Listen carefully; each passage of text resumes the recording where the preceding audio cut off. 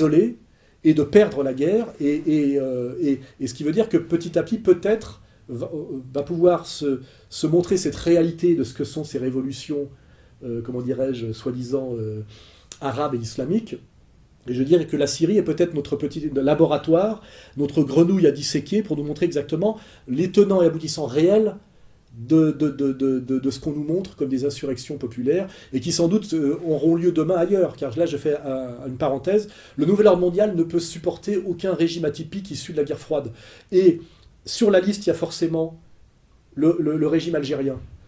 Car malgré toutes les compromissions, les alliances croisées de la junte militaire algérienne qui est prête à tout pour survivre, le nouvel ordre mondial ne peut pas tolérer une junte militaire dans un pays qui en plus s'oppose au retour des juifs qui ont été chassés d'Algérie en 62 par le FLN pour collaboration avec l'occupant via le décret Crémieux, car je rappelle à tous ces juifs algériens qui donnent des leçons aujourd'hui d'anticolonialisme, de droits de l'homme, etc., qu'ils ont été chassés d'Algérie et qu'ils ne peuvent toujours pas y retourner pour collaboration avec le colon, hein, via le décret Crémieux, donc qui ne se mettent pas dans le camp comment dirais-je, des amis des colonisés. Ils étaient du côté des colonisateurs, ils étaient OAS, comme d'ailleurs toute la famille d'Enrico Macias, et c'est pour ça qu'ils ne peuvent pas y retourner. Donc ils ne changent pas de camp comme ils savent le faire à chaque fois, pour se retrouver du côté des gentils, comme l'ont fait exactement comment dirais-je, les esclavagistes juifs américains qui d'un seul coup se retrouvent anti-esclavagistes, alors qu'ils étaient les plus gros armateurs de bateaux de la traite négrière.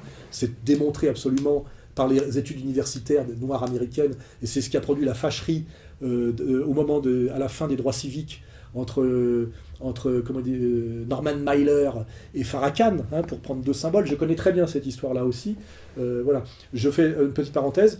Là, dans le calendrier de mise au pas de tous les régimes atypiques, il est prévu que l'Algérie, la junte militaire algérienne tombe. Et elle est, à mon avis, dans le calendrier. Elle est sur la liste. Et ce qui veut dire que c'est très compliqué pour moi, parce que malgré tout le mépris absolu que j'ai pour cette junte militaire algérienne, je pense que si l'Algérie tombe, ça sera aussi pour mettre des cadres du FMI et de Goldman Sachs à la place, et pour que comment dirais-je, l'Algérie ressemble à ce qu'est le Maroc des Azoulais aujourd'hui, avec tout ce qu'on verra aussi de réparation.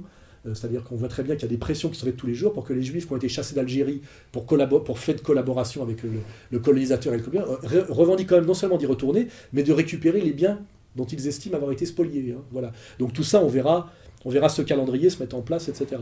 Et le régime algérien, à mon avis, va être déstabilisé bientôt. Hein. Nous verrons que c'est sur le calendrier. Je ne suis pas prophète, mais je dis que le nouvel ordre mondial ne peut pas laisser ce régime-là en place tel qu'il est. Elle le fera tomber aussi. Elle ne peut pas le tolérer. Voilà. Hein, les initiés comprendront aussi pourquoi. Essayez de porter une kippa dans les rues d'Alger aujourd'hui, vous verrez. Ça aussi, c'est une des raisons qui fait que ce régime doit tomber. Voilà.